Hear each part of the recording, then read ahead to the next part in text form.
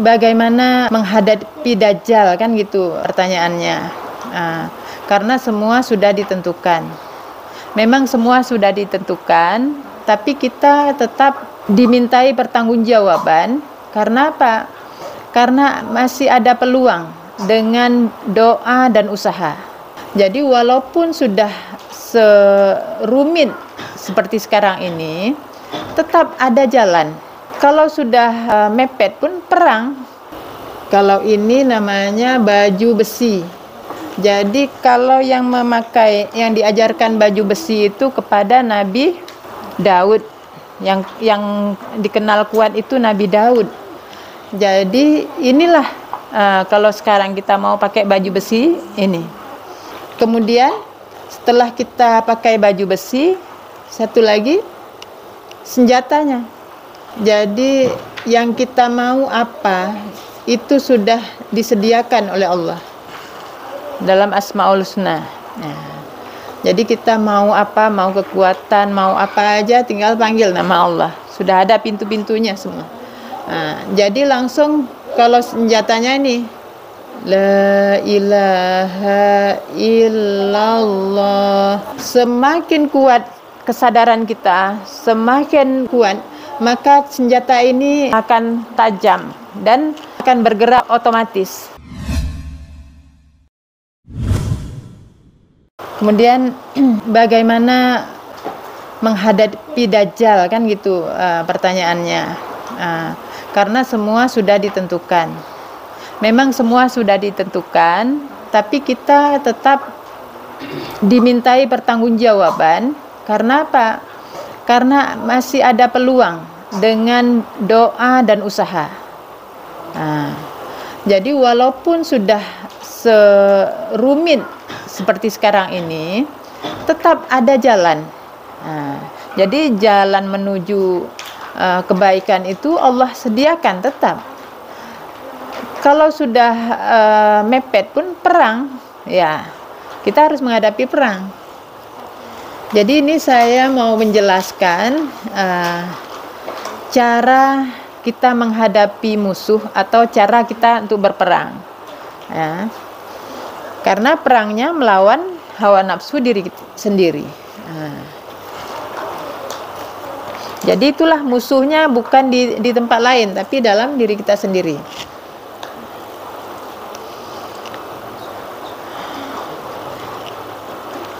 Jadi yang pertama ini kita hadap ke sini ya. Jadi kalau di sini kan tasbih, ini artinya yang menjelaskan begini.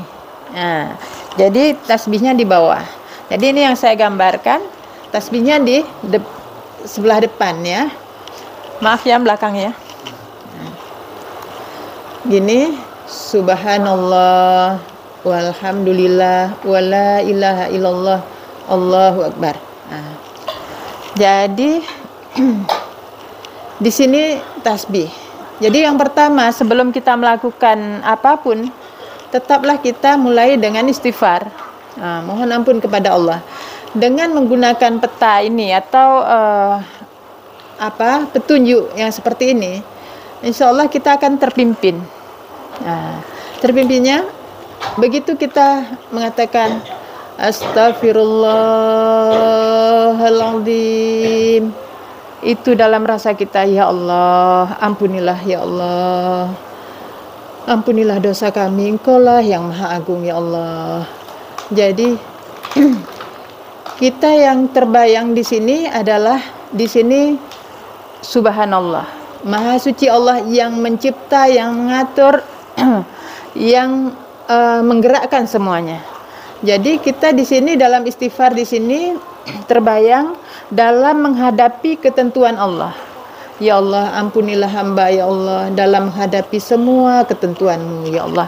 Dengan apa yang Engkau cipta, dengan apa yang Engkau atur, dengan apa yang Engkau gerakkan ya Allah, yang saya hadapi ya Allah. Ampunilah ya Allah. Ini tasbihnya. Kemudian waktu di sebelah kanannya ini kan alhamdulillah. Astaghfirullahaladzim. Jadi kita nggak terbawa kemana-mana. Walaupun kita dalam dengan kita pakai ini, insya Allah tetap fokus. Ya Allah, ampunilah ya Allah dengan apa yang telah Engkau anugerahkan kepada kami dari harta, tenaga, ilmu. Di sini kita bisa mengingat juga, terkadang kami ada keangkuhan, ya Allah. Kadang ada penyakit ujub, merasa takjub dengan heran terhadap diri sendiri, ya Allah. Ataupun ada kekikiran dalam diri kami, ya Allah. Kalau yang di sini begitu juga, penyakitnya bangga, ria, iri, gitu. Kemudian waktu wala ilaha illallah di sini kan, Astaghfirullahaladzim, ya Allah, ampunilah kami ya Allah, ampunilah dosa kami ya Allah, Engkaulah yang Maha Agung, yang kami tidak mengikuti Engkau dengan sebenarnya ya Allah. Padahal kami berjanji ya Allah, la ilaha illallah, tidak ada yang kami sembah kecuali Allah, kecuali hanya Engkau ya Allah. Ternyata kami masih juga ya Allah mengikuti hawa nafsu, mengikuti selain Engkau ya Allah. Astaghfirullahaladzim, ya Allah, ampunilah kami ya Allah, hilangkanlah penyakit hati, penyakit enggan untuk beribadah kepadamu, untuk melaksanakan perintahmu ya Allah, untuk menegakkan kalimat la ilaha illallah. Allahu Akbar di sini. Astaghfirullahaladzim, ya Allah, ampunilah kami ya Allah dengan apa yang terjadi ya Allah. Yang tidak menyenangkan adalah akibat kesalahan kami ya Allah, ampunilah kami ya Allah. Jadi kadang kami tidak mampu mengagungkan Engkau ya Allah karena kesalahan-kesalahan kami, ampunilah kami ya Allah. Seharusnya kami bisa bersabar, bersyukur dengan apa yang terjadi. Tapi terkadang malah ya Allah yang keluar, yang teraplikasi kesombongan-kesombongan kami ya Allah, ampunilah kami dengan apa yang terjadi. Kami merasa marah, merasa benci, merasa dendam dan sebagainya ya Allah. Hanya Engkau yang mampu mengampuni. Ini misalnya seperti ini ya. Jadi istighfar kita nggak lari kemana-mana. Kemudian ini yang kedua, subhanallah. Kita sadari ini buat pagar. Kalau ini istighfar, ini pagar.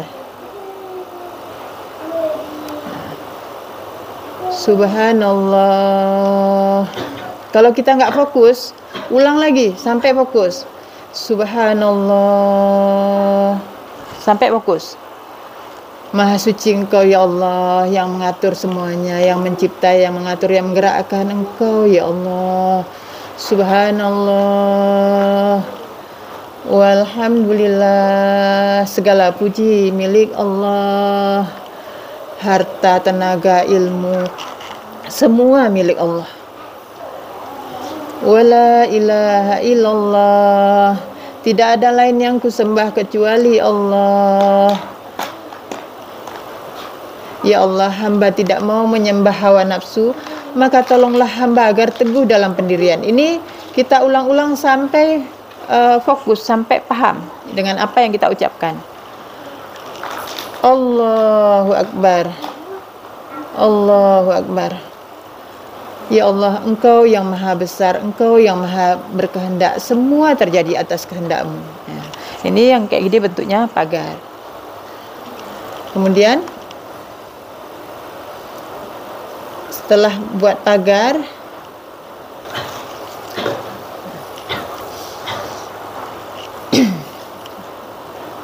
ini kita mulai begitu juga, seperti pagar dulu. Subhanallah, walhamdulillah, wala ilaha illallah, Allahu Akbar. Tetapi dalam ketentuan tadi, dengan apa yang sudah Allah cipta, Allah atur, Allah gerakkan, kita minta yang di hadapan kita itu. Misalnya malam ini, ya Allah, apabila Engkau menentukan kami malam ini kurang bisa memahami perkataan, ya Allah, Engkau rubah ketentuanmu, ya Allah. Kita minta, ada yang minta ditambah, ada yang minta dikurangin. Waktu mengatakan Subhanallah, waktu alhamdulillah begitu juga. Alhamdulillah. Waktu wala ilaha illallah, karena afdalu zikri fa'lam annahu la ilaha illallah, makanya ini semua tertutup, terpenuhi. La ilaha illallah. Jadi ketiga-tiganya terpenuhi. Allahu Akbar. Jadi bentuknya seperti ini kira-kiranya. Kalau ini namanya baju besi. Jadi kalau yang diajarkan baju besi itu kepada Nabi Daud, yang dikenal kuat itu Nabi Daud. Jadi inilah kalau sekarang kita mau pakai baju besi ini. Kemudian setelah kita pakai baju besi, satu lagi senjatanya. Jadi Asmaul Husna ini sebagai apa namanya? Subhanallah, walhamdulillah, wala ilaha illallah, Allahu Akbar. Jadi yang kita mau apa itu sudah disediakan oleh Allah dalam Asmaul Husna. Jadi kita mau apa, mau kekuatan, mau apa aja, tinggal panggil nama Allah. Sudah ada pintu-pintunya semua. Jadi langsung kalau senjatanya ini, la ilaha illallah, langsung la ilaha illallah. Semakin kuat kesadaran kita, semakin kuat, maka senjata ini akan tajam dan akan bergerak otomatis senjata ini. Bagaimana yang dimaksud bergerak otomatis? Walaupun kadang kita lengah, kita sedang tertidur, ada gangguan, kita akan terlindungi. Akan tidak berani masuk mengganggu kita, nggak bisa. Ini paham ya? Ada yang nggak paham? Kalau gambarnya nggak masalah kan? Yang mana? Senjata. Yang di atas nih? Senjata. Oh, senjata nih. Senjata ini sebagai yang kita mau atau pelurunya, sasaran apa, untuk apa, itu Asmaul Husna. Jadi kalau kita misalnya kita yang kita butuhkan rezeki apa, batin kita atau apa misalnya, ataupun itu berarti kita panggil Ar-Razzaq. Kita mau belajar Al-Alim, kita mau dapat ilmu kan, atau kita mau kekuatan Al-Qawi.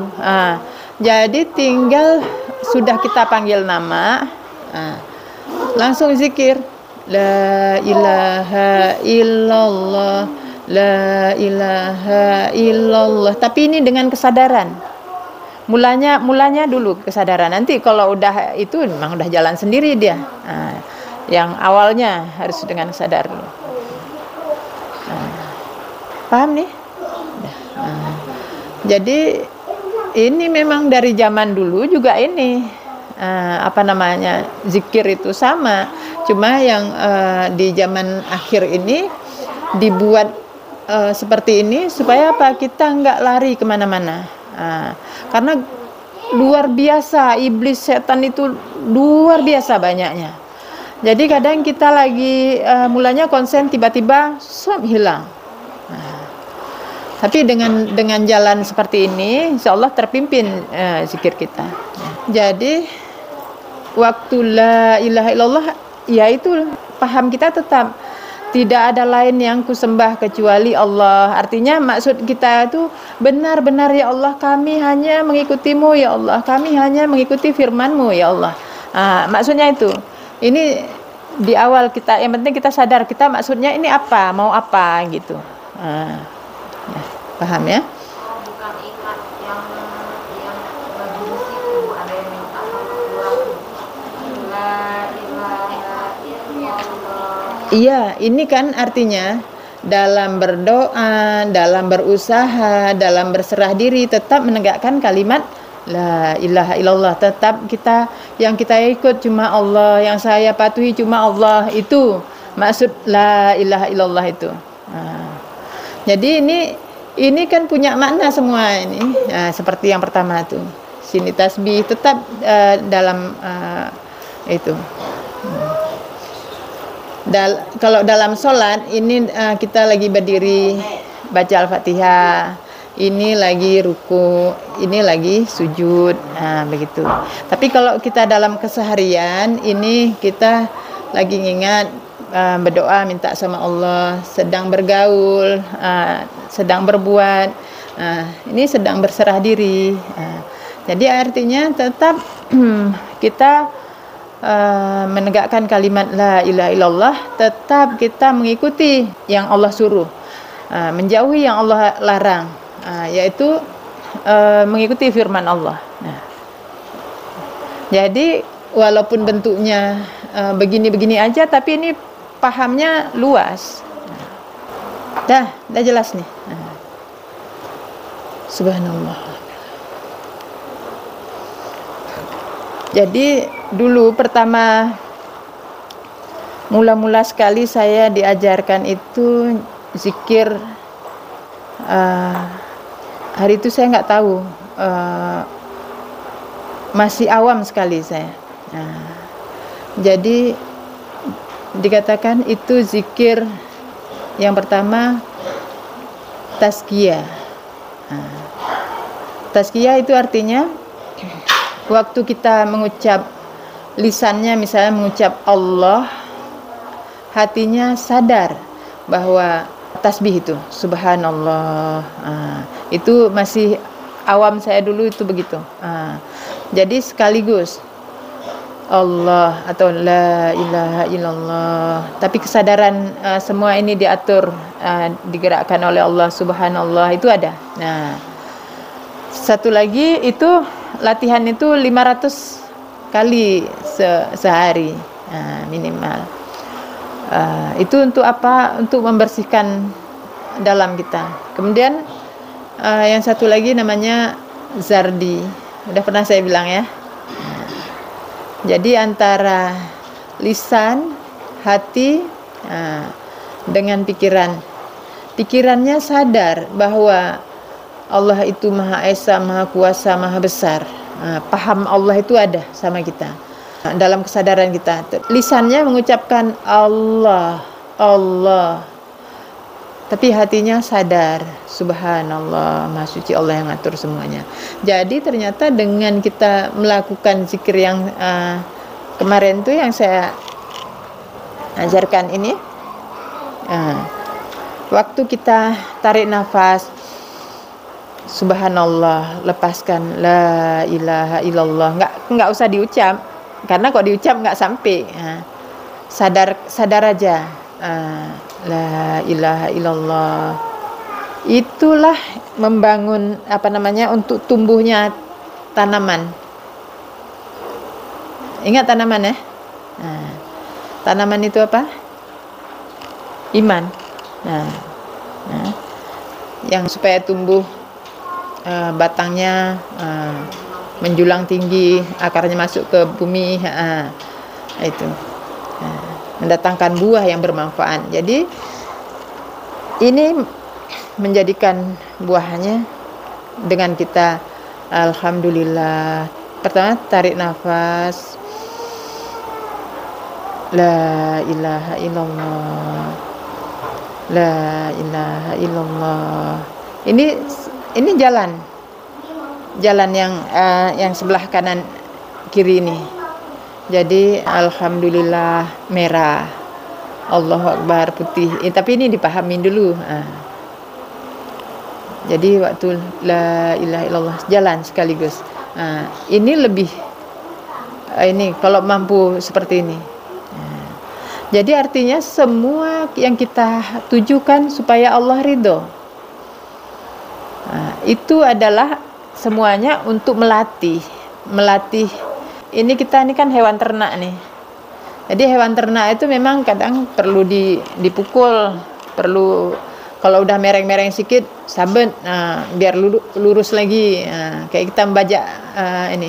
Jadi kejadian-kejadian dalam kehidupan ini adalah untuk kita menjadi pelajaran bagi kita. Yang ini udah ya, paham ya?